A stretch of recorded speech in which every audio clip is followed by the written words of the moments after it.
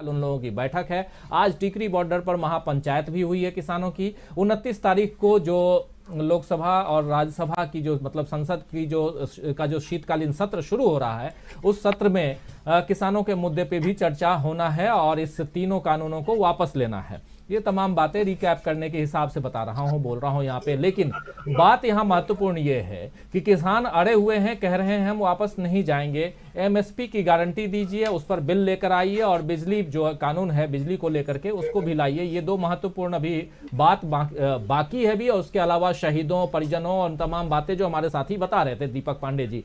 तो ये तमाम चीजें हैं। अब आप इस आंदोलन को कहां देख रहे हैं, पहली बात। दूसरी बात, रामदास आठवले जिन्होंने यहां पर बयान देते हुए नजर आए हैं कि आप कानूनी कार्रवाई कीजिए, अगर ये वापस नहीं जाते हैं राकेश टिकैत और ऐसे लोग, तो इनके ऊपर कानूनी कार्रवाई होनी चाहिए। और जिसकी आशंका अभी हमारे साथी दीपक जी लगा रहे हैं कि जाहिर कर रहे थे कि 26 जनवरी वाले मामले में या कुछ ऐसे और मामले में गिरफ्तारियां भी हो सकती हैं या ऐसी चीजें उठाई जा सकती हैं कि अब चलो जी बोरिया बिस्तर बांधो और निकलो, नहीं तो जेल में चलो। क्या आपको लगता है कि ऐसी परिणति, ऐसी स्थिति उत्पन्न होगी आने वाले समय में जब किसान वापस नहीं जाएंगे तो? नहीं नहीं नहीं नहीं नहीं, इतना इतनी इतनी आसान नहीं है ये।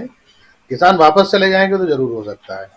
जो अभी पांडे जी जो बात कह रहे थे कि बाद में उन्हें घरों से उठाया जाएगा, असल में बीजेपी साजिश करता पार्टी है, और बीजेपी किस तरीके से साजिशें करती है ये कोई समझ नहीं सकता।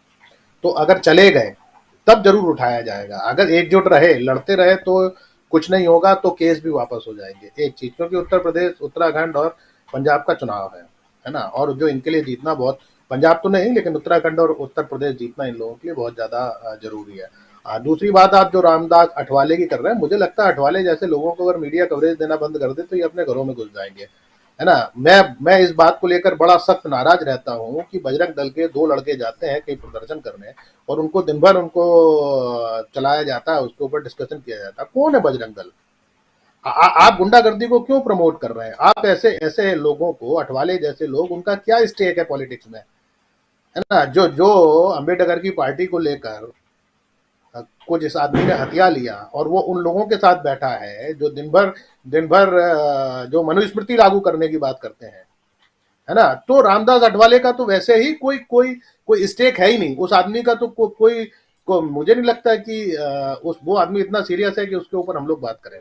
ये मेरा आपसे कहना है। दूसरी चीज, तीसरी चीज जो आप कह रहे हैं, देखिए, जिस दिन आप ये ये बात ठीक है कि 3 कृषि कानून वापस लिए जा रहे हैं और 29 तारीख को आएगा, लेकिन अगर आप उस दिन का जो पार्लियामेंट का जो बिजनेस जारी हुआ है, अगर आप उसे पढ़ेंगे तो जिस दिन 3 कानून वापस लिए जा रहे हैं उसी दिन अ, बिजली अमेंडमेंट, जो इलेक्ट्रिसिटी अमेंडमेंट बिल है, उसको भी पेश किया जाएगा। मुझे लगता है कि नरेंद्र मोदी, देखिए, आज बिजली किसके पास है? मैक्सिमम बड़े पावर हाउस अडानी जी के हैं, और इसके ऊपर कोई बात नहीं कर रहा। 29 तारीख को तीन तीन विधेयक आने, कृषि कानून वापस होने वाले हैं, इसके ऊपर डिस्कशन चल रहा है। लेकिन 29 तारीख को ही बिजली विधेयक आने वाला है, इसके ऊपर कोई बात नहीं हो रही। तो मुझे लगता है कि मोदी जी की ये प्लानिंग है कि उन्होंने इस दौरान जितना ये जो 1 साल के अंदर जितना अडानी जी को कमवा सकते थे, उनके विदेशी गोदामों में माल भरवा सकते, तो उन्होंने भरवा दिया। अब वो बिजली विधेयक ला के निश्चित तौर पर उनको एक बड़ा फायदा देने वाले हैं, और 3 कृषि कानून का इतना हल्ला हो जाएगा वापसी का कि कब बिजली विधेयक पास हो जाएगा ये लोगों को पता ही नहीं पड़ेगा। तो इस मामले में किसान बड़े अलर्ट हैं और उनको ये बात पता है कि उस दिन आने वाला है, और इसीलिए वो इस बात के ऊपर अड़े हुए हैं। और ये बात आप तय मान लीजिए, जिस दिन ये विधेयक पास हो गया, बिजली विधेयक, उस दिन किसान बर्बाद हो जाएगा। लागत इतनी ज्यादा बढ़ जाएगी कि वो खेती करना ही बंद कर देगा, या फिर ये होगा कि वो बिजली के कनेक्शन कटवा के वो डीजल से अपना पंप चलाएगा, और डीजल भी बहुत महंगा है, तो खेती करना बहुत ज्यादा मुश्किल हो जाएगा। तो ये किसान इस चीज को जानता है, इसीलिए वो इस पर अड़ा हुआ है। अब तीसरी चीज ये है कि देखिए, चाहे इलेक्ट्रिसिटी अमेंडमेंट बिल की बात हो या 3 कृषि कानून, ये दोनों चीज बीजेपी के द्वारा और खासकर मोदी जी के द्वारा लाई गई है, तो वो वापस ले रहे हैं। तो ये तो किसानों की डिमांड थी ही नहीं। किसानों की तो डिमांड ही एमएसपी थी, जो लंबे समय से चल रही है। अगर आपको याद हो, एआईकेएससीसी जो बना था, है ना। अखिल भारतीय किसान संघर्ष समन्वय समिति जब ये बना था, जिसमें वीएम सिंह को कोऑर्डिनेट किया था, लगभग 200-250 ऑर्गेनाइजेशन थे। आपको याद हो पहली मीटिंग गांधी भवन में हुई थी, गांधी पीस फाउंडेशन में, वो दिल्ली के अंदर, और उसमें मैं खुद गया था, उस मीटिंग में था मैं। तो वो दो ही मुद्दों को लेकर था, एक संपूर्ण कर्जा माफी और दूसरा था एमएसपी, लीगल गारंटी। इसको लेकर फिर पूरे देश के अंदर रैलियां निकाली गई।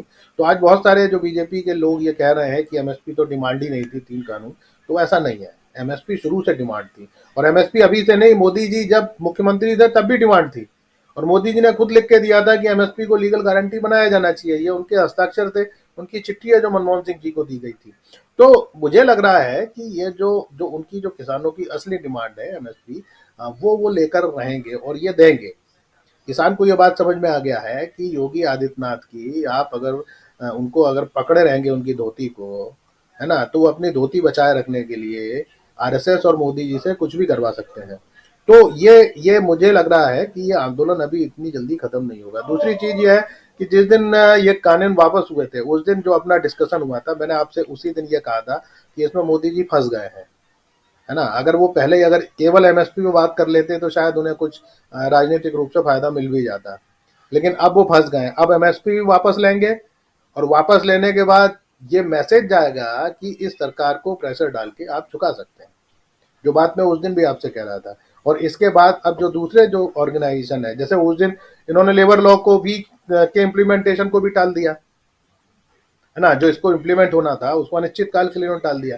तो यही उस दिन मैंने आपसे यही कहा था कि अब अगली डिमांड लेबर 4 कोड बिल की होने वाली है। और जब ये बात मैंने आपसे कही थी, उसके अगले दिन उन्होंने उसको उसका जो मैंने खबरें पढ़ी कि उसको इन्होंने उसका इम्प्लीमेंटेशन टाल दिया है। तो आप ये देखिए कि जो लोगों की समस्याएं हैं, और जो अभी हमारे भाई पांडे जी कह रहे थे 2 लाख रोजगार का, तो अब ये भी डिमांड उठेगा। अब ये जो लोगों की जो समस्याएं हैं, और मुझे लगता है कि आने वाले वक्त में, मैंने ये बात उस दिन भी कही, अभी भी आपसे कह रहा हूं कि देश की आर्थिक नीतियों से जो अमीरी और गरीबी की खाई बढ़ी है, उसके खिलाफ बड़े आंदोलन शुरू होने वाले हैं इस देश के अंदर, ऐसा मुझे लगता है।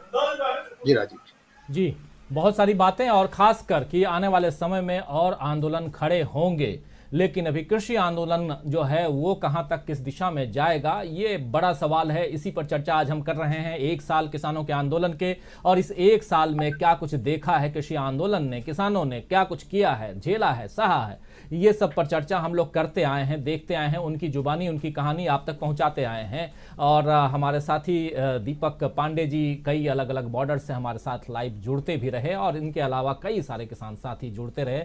आज भी हमारी सहयोगी अंशिता गई हुई थी गाजीपुर बॉर्डर पर, वहाँ किसानों का सूरत हाल उन्होंने देखा, और वो भी हम लोगों ने अलग से कवर करके और एक वीडियो के रूप में जारी किया है आज अपने चैनल पे। लेकिन यहाँ जब हम अमलेंदु जी किसानों की